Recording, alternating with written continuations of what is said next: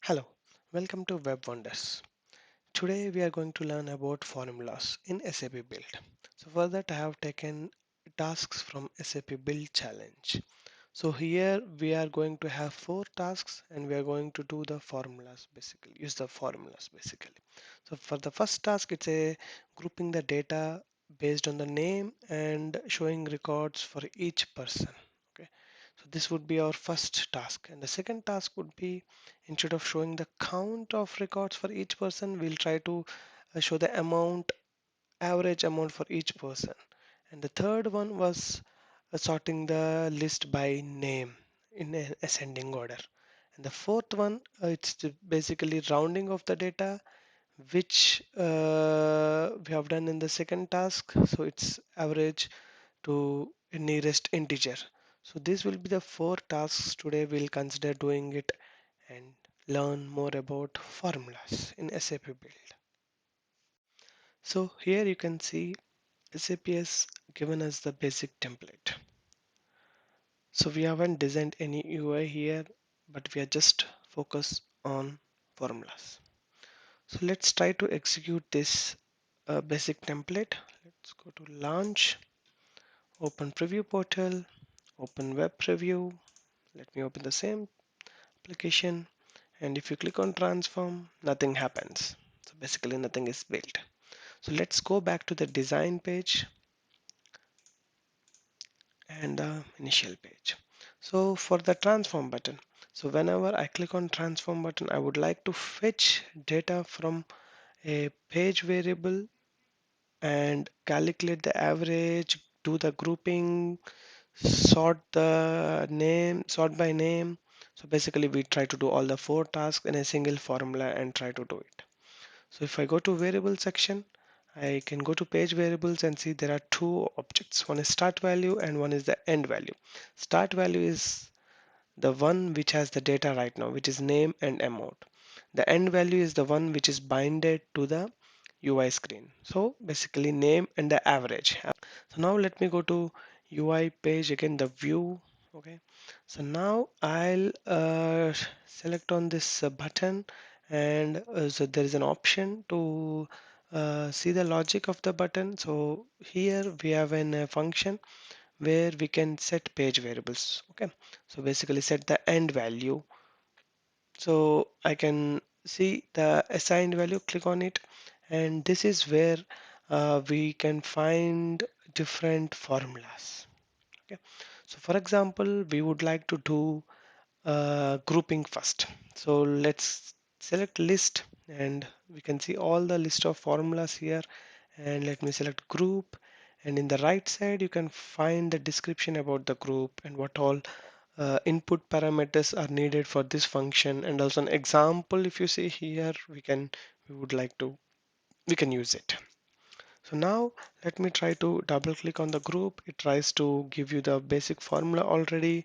Okay, now let me select the list.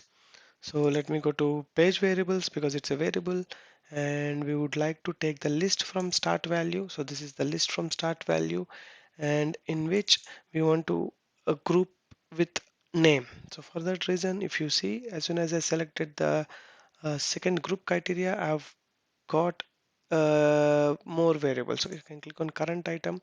So I would say item dot name.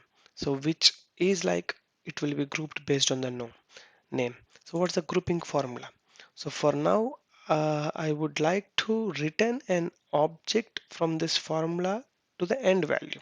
So for that purpose, to create an object, we try to write it like this.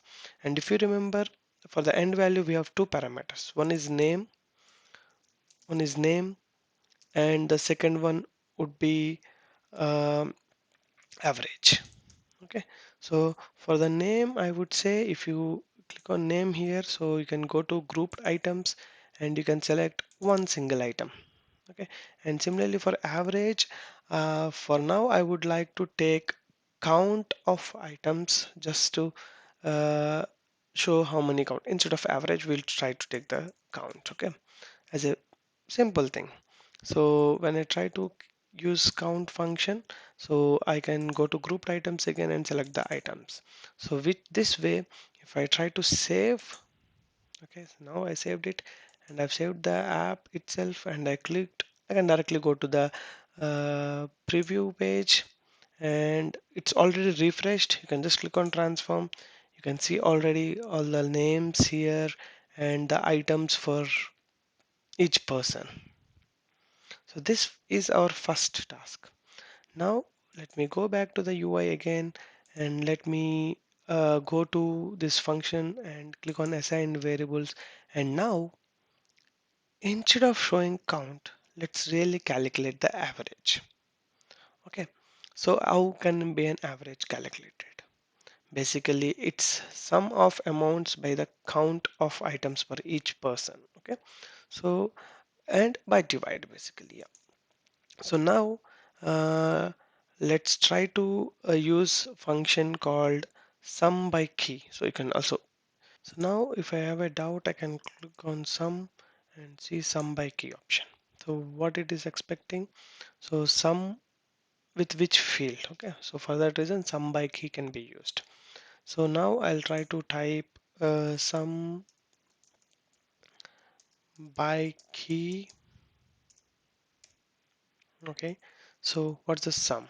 I want to consider the list of items for each person, comma, and what can I sum? Basically amount. We have the start, we have a amount field in the start. Okay, by divide. So you cannot just divide like this. For that purpose, we have an function called divide. So I'll go to divide,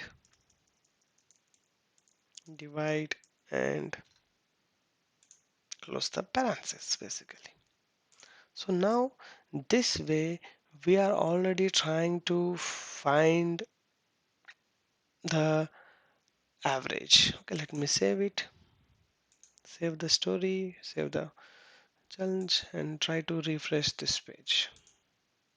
See, we can already see the average. This is good, right?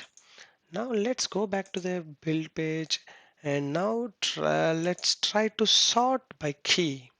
Okay, so if you have a doubt, you can always search for it. So sort by key, what does it do?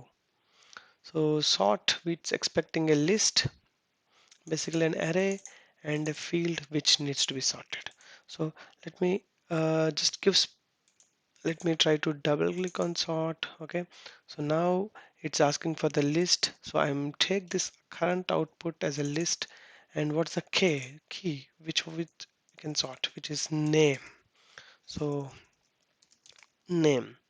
So let me try to save this, save it, go to the preview, click on transform. You can see the sorting has been done. It's so simple. Now let me go back to the page, and the fourth task would be rounding off of the amount. So you want to round off the amount. So simple. So round search, go here, round. You need to give the amount value and how much precision. If it's integer, so we should be 0. For that purpose, we can try round